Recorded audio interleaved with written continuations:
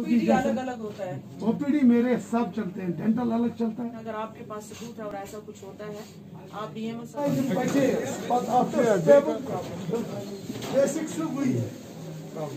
अभी और एक हमारा पेशेंट है, वो एडमिट है, तो अभी निकल रहा है वहाँ से, तो उसको भी हम इसमें फ्री में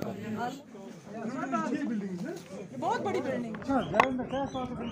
हेल्थ सेक्टर जो है, हेल्थ सेक्टर अगर देखा जाए, इनफैक्ट हमारे पूरे मुल्क में जो हेल्थ सेक्टर है उतना अभी उस लेवल पे नहीं है जैसा होना चाहिए। फिर जहाँ तक हम कश्मीर की बात करेंगे तो कश्मीर में तो ज़्यादा एडिशनल इश्यूज हैं हमारे, जैसे हमारे यहाँ पर हर चीज़ जो है बहुत ज़्यादा फीस पे डिपेंड करता है। डेवलपमेंट का वक्त हमारा फीस पे डिपेंड करता है, तो फीस बड़ी फ्रजाइल होती है हमेशा कश्मीर में, इसकी वजह से कभी हड़तालें, कभी कर्फ्यू काम हो जाता है। पिछले 2 साल से ये प्रॉब्लम होगी। पहले तो 5 अगस्त का मसला हो गया, जिसकी वजह से है जहाँ के डेवलपमेंट का काम था वो रुक गया, और फिर उसके बाद कोविड हो गया, तो समझिए 2 साल तो इसी में चले गए। जो मैंने आज यहाँ दौरा किया, आज मैं यहाँ पर आई, क्रीडी में आई, इसके बाद मैं मागुरा जा रही हूँ।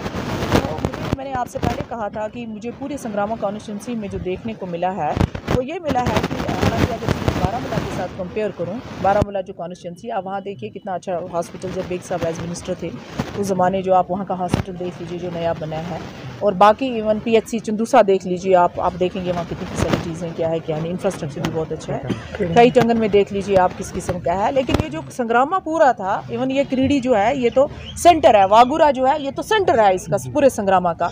लेकिन आप अगर इन दोनों की हालत देखेंगे, क्रीडी की और वागुरा की, आपको पता चलेगा कि यहाँ पर कितने बुरे हालात जो हैं, जो हमारा हेल्थ सेक्टर है ये कितने बुरे हालात से गुजरा है। ये हमारा सब डिस्ट्रिक्ट हॉस्पिटल है, कोई जगह नहीं है, छोटे छोटे से कमरे हैं, बिल्कुल पेशेंट्स का फ़्लो बहुत ज़्यादा है, लेकिन उसके बाद स्पेस ही नहीं है। ये बिल्डिंग का काम यहीं पड़ा है, बहुत सारी स्कीम्स हैं जिन पे काम नहीं हुआ है, रिमाइंडर पे रिमाइंडर्स जाते हैं हायर अथॉरिटीज़ को, वहाँ से कोई रिस्पांस ही नहीं आता है। अब मैंने BMO साहब के साथ डिस्कस किया कि आप सारे इस ब्लॉक के जितने आपके ये मेडिकल रिलेटेड आपके जो इशूज़ हैं, इनका एक ब्रीफ बनाइए ताकि मैं हायर अथॉरिटीज़ के साथ उठाऊँ। अगर DC साहब के लेवल पे होगा तो DC साहब के लेवल पे उठाऊँ, हेल्थ डायरेक्टर साहब के लेवल पे होगा तो हेल्थ डायरेक्टर साहब के लेवल पे उठाऊँ। हमारा वागुरा का सैगी में था प्रोजेक्ट, वो बिल्कुल बैठा हुआ है, उस पर कोई काम नहीं हुआ है। एम्बुलेंस हमने MP लैंड फंड में दिया तो ड्राइवर नहीं है। तो ये सारे इश्यूज़ जो है, दवाइयाँ कम हैं, जगह की कमी है, एक्सरे जो है वो पूरी तरह से नहीं, अल्ट्रासाउंड की प्रॉब्लम है, सो ब्लड बैंक की प्रॉब्लम है, बहुत सारे इश्यूज़ जो हैं। अगर BMO साहब एक ब्रीफ तैयार करेंगे, और जब मैं इंशाल्लाह नेक्स्ट राउंड ऑफ मीटिंग करूँगी इनके साथ, और हमारे जो दूसरे BMO और CMO साहब को मैं रिक्वेस्ट करूँगी, DC साहब को, हम हेल्थ पे सबसे पहले बात करेंगे। अगर इनके लेवल पे ये मसला सॉर्ट आउट हुआ तो हुआ, अगर नहीं हुआ तो फिर हम हायर लेवल पे जाएंगे कि भाई आप ये जो है हेल्थ सेक्टर को प्रायोरिटी लेके चलो। अगर आप इस पे ही कुछ नहीं कर सकते हैं तो फिर क्या मतलब, पर्पस क्या है फिर, मतलब फिर क्या पर्पस है, फिर तो कोई पर्पस नहीं है ना। Then it's a collapse government. In case अगर इनके लेवल पे ये मसला हल हो गया, वेल एंड गुड।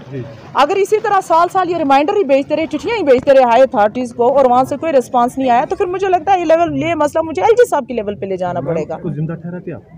देखिए, पहले तो जो आज मेरी मीटिंग हुई BMO साहब के साथ, वो कह रहे हैं पिछले 2 साल से हालात नहीं है, बिकॉज पहले 5 अगस्त का मसला हुआ, फिर जी कोविड का, चलो मान लेते हैं ये एक्सक्यूज़, ये जो हैं ये जेन्युइन बातें हैं कि 2 साल से जो है हमारा बंद है। लेकिन अब जो है अब रूटीन पे काम आ चुका है। अब अगर हमारे BMO साहब कोई लेटर हायर अथॉरिटीज़ को लिखते हैं और उनका कोई रिस्पांस नहीं होता है इस पे, तो अब इनको फिर तो जवाबदेही देनी पड़ेगी। How did you manage all this? जहाँ तक रेडिकलाइजेशन की बात है, रेडिकलाइजेशन हम जो ये कश्मीरियों को टैग लगा दिया गया है ना, जो एक किस्म का कश्मीरी हमारे नौजवानों के बारे में एक प्रोपेगेंडा सेल होता है कि कश्मीरी नौजवान they are radicalised, they are Islamist and all this thing. I think this is a total manipulated propaganda. I don't believe in this. हाँ, हमारा जो नौजवान है, आप यकीन करो 30 साल से जो जम्मू कश्मीर के हालात रहे, यहाँ पर इतने हमारे नौजवान शहीद हो गए, उसके बावजूद हमारा जो नौजवान है वो पीस लविंग है।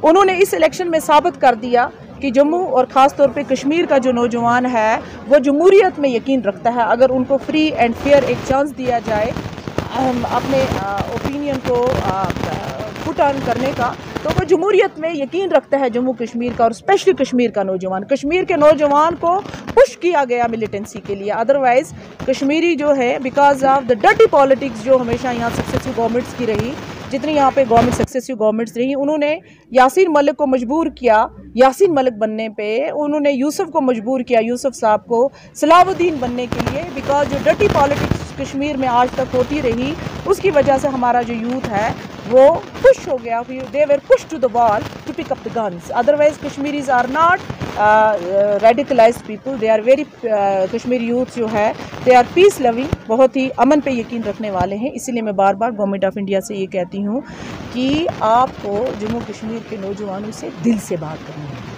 मैंने अपने इन भाइयों से, इन बच्चों से दिल से बात की है। मैंने इनके सामने कोई झूठ की कोई कहानी नहीं सुनाई है, बिकॉज़ आपने सुना होगा दिल से जो बात की जाती है वो दिल पे असर करती है। इसलिए ये जानते हैं कि मैं जो बात अपने भाइयों से करती हूँ वो मैं दिल से करती हूँ और सच्ची नीयत से करती हूँ, और यही अप्रोच गवर्नमेंट ऑफ इंडिया की होनी चाहिए कश्मीरी नौजवान के लिए। तो मैं अपील करती हूँ एलजी साहब को, बिकॉज जहाँ तक मुझे एलजी साहब की अप्रोच लगती है, वो खुद एक पॉलिटिशियन रहे हैं, तो उनको पता है कि लोगों की डिफ़िकल्टीज़ क्या होती हैं। तो मैं एलजी साहब से ये अपील करती हूँ कि इमीडिएटली इस पर जो है काम होना चाहिए, ख़ासतौर पर जो ये इशारा है इसके हवाले से होना चाहिए, और जो लोग इन्वॉल्व हैं यहाँ पर इस किस्म की ये ब्लैक मार्केटिंग को इनको आइडेंटिफाई किया जाना चाहिए। और जो रेट लिस्ट है फॉर एग्जांपल इन कमोडिटीज़ की, वो पब्लिक के सामने रखी जाए, एसेंशियल कमोडिटीज़ की रेट्स, ताकि किसी किस्म की ब्लैक मार्केटिंग ना हो सके।